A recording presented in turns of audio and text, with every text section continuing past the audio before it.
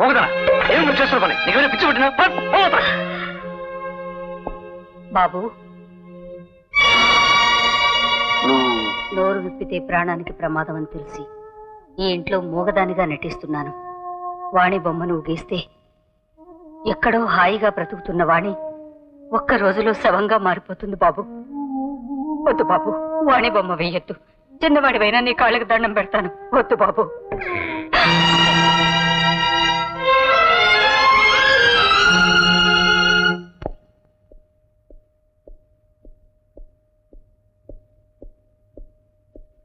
Good morning sir. Good morning. ఏమిటి sir హడావిడిగా ఉన్నారు? అదే ఢిల్లీలో పార్లమెంట్ సెషన్స్ మొదలవుతున్నాయి కదా. డింగ్ డింగ్ ఓట్లు వేయడానికి ఢిల్లీ పెడుతున్నారా? చచ్చా బొమ్మ గీసావా?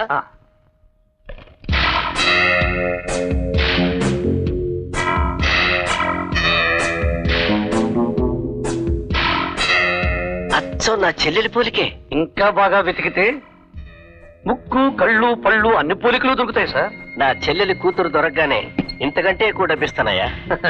నేను జీవితంలో నమ్మన్నది ఇద్దరిని సార్, పొలిటికల్ లీడర్స్ ని, ప్రాస్టిట్యూట్లని. భలే చమత్కారంగా మాట్లాడతావయ్యా. మీలాంటి రాజకీయ నాయకుల కంటే. అదే సార్, కొంతమంది రాజకీయ నాయకులు నోరు విప్పితే మైకు ముందుకు స్టైలు, బర్త్డే కేకు ముందుకు స్టైలు, మార్నింగ్ వాక్ లో ఒక స్టైలు, పబ్లిక్ టాక్ లో ఒక స్టైల్ కదా సార్. అన్నమాట ప్రకారం నీ డబ్బు నీకు ఇచ్చినా నా మీద నమ్మకం లేదా? పాలిటిక్స్ మనిషి అన్నమాట నిలబెట్టుకున్నాడు అంటే అతని మనసులో ఉన్నమాట ఇంకేదో ఉందన్నమాట. రాజకీయాలంటే నీకు అంత కంపరమా? చండాలపు రాజకీయాలు చేసి టెంపర పెంచే వాళ్ళ బంపర పగలగొట్టాలే బుద్ధి నాకు అప్పుడప్పుడు పుడుతూ ఉంటుంది. నేను స్వచ్ఛమైన రాజకీయవాదిని బాబు. ఇప్పటి వరకు పార్టీ మార్చలేదు. కేవలం ఈ బొమ్మ గేయించింది నా చెల్లెలి కూతురు మీద ప్రేమతో.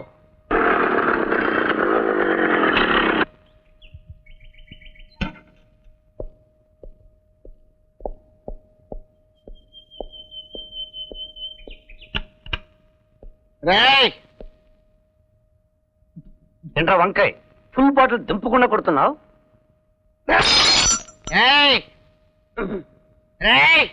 నిన్ను మర్డర్ చేయడానికి రా. మెడకాయ విరిచేస్తాను, ఇష్టం వచ్చాడు వాగేమంటే. నేనే ఇంగ్లీష్ సినిమా చూపించడంలా తెలుగులోనే చెప్తున్నాను, నిన్ను మర్డర్ చేస్తానని. ఏడ్చావు నరువు ఏదవా.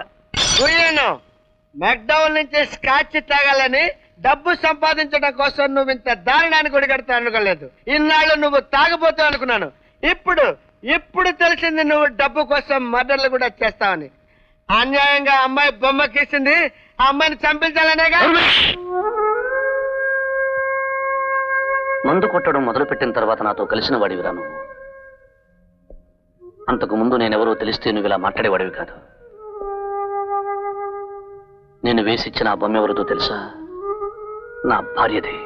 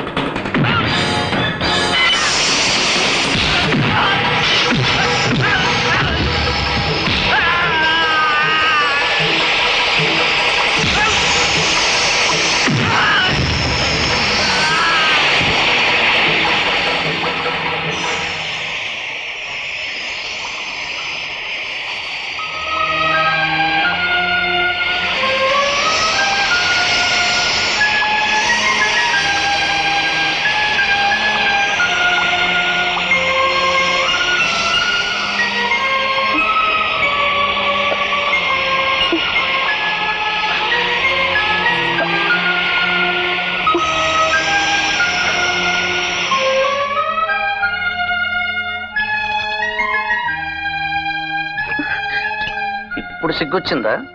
ఇప్పుడే తెలివచ్చింది. తెలివి తక్కువగా రౌడీ చేతులు ఎందుకు పడ్డావు? అతను నా మేనమామ. ఇంటి నుంచి పారిపోయి వచ్చావా? లేదు, పాత జీవితం నుంచి పారిపోయి వచ్చాను. పసితనంలోని అమ్మా నాన్న చనిపోయారు. జాలి తెలిసి అనాథాశ్రమంలో చేర్చుంటే అనాథగా పెరిగి ఉండేదాన్ని.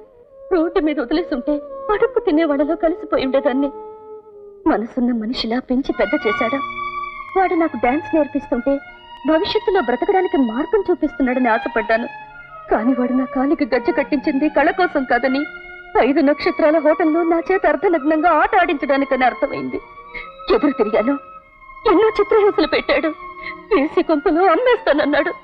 ఆఖరికి అతనే నన్ను పాడు చేయాలని నా వెంట పడ్డాడు. సీన్ అర్థమైందిలే.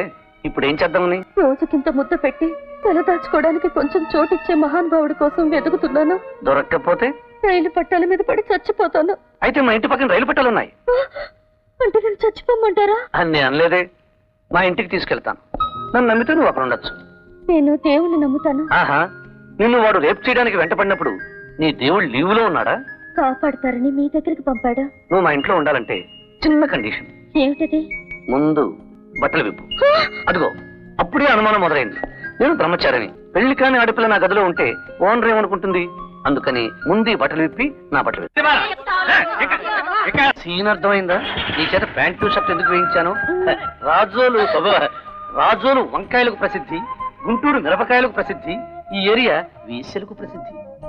పగలు రైడింగ్ చేస్తుంటారు, సాయంత్రం వాళ్లే నెత్తి మీద తుండుగుడ్డలు వేసుకుని గుడిసెల్లో దూరుతుంటారు. పోలీసు వాళ్ళకి పాడైన వాళ్ళకి ఇక్కడ అవినాభావ సంబంధం ఉంది. ఎవరి అబ్బాయి? అమ్మాయా? అబ్బాయి ఈ రోజు నుంచి నా అసిస్టెంట్ గా పెట్టుకున్నాను. ఇక్కడే ఉంటాడు. పాలకోవాలాగున్నాడు. చుట్టూ ఉన్న పిల్లలు మంచోళ్ళు కాదు. జాగ్రత్తగా కాపాడుకుని ఆయన. వాళ్ళ నుంచి ఏ ప్రమాదం ఉండదు. ఉంటే గింటే నాతోనే. అదే కోపం వస్తే పీకి పారేస్తాగా. ఉద్యోగం.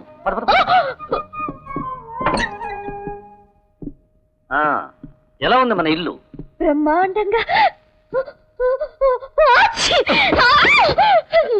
ఏంటది? ఇంకాస్త ఎక్కువ తుమ్ముంటే రేకులు పైనుంచి పడేవి, కింద నుంచి షేకులు. నేను రోజు డాన్స్ ప్రాక్టీస్ చేయాలి. అలా డాన్స్ ప్రాక్టీసా? ఎందుకు?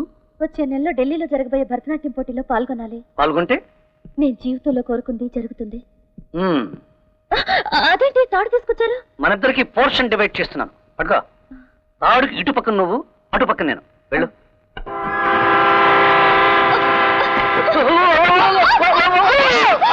కలిగిపోయాను బాబు.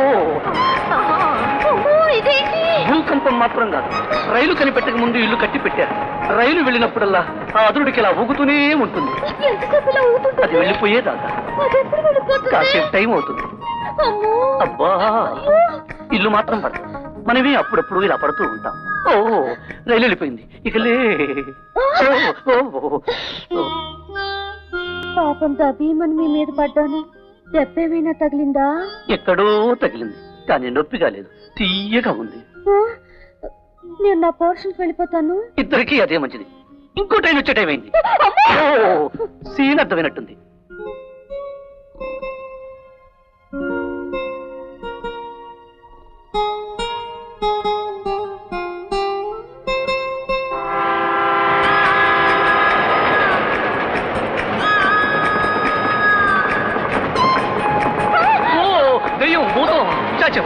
సారీ. ఇదేం తప్పండి బాబు. ఈ రైలు ఎంతసేపు ఇలా ఉయ్యాలూపుతుంది? ఏ రైలైనా సేమ్ టైం. అన్ని బాగానే ఉన్నాయి కానీ ఈ ఊపే బాగోలేదు. అలవాటైతే అన్ని బాగానే ఉంటాయి. అంటే నా ఉద్దేశం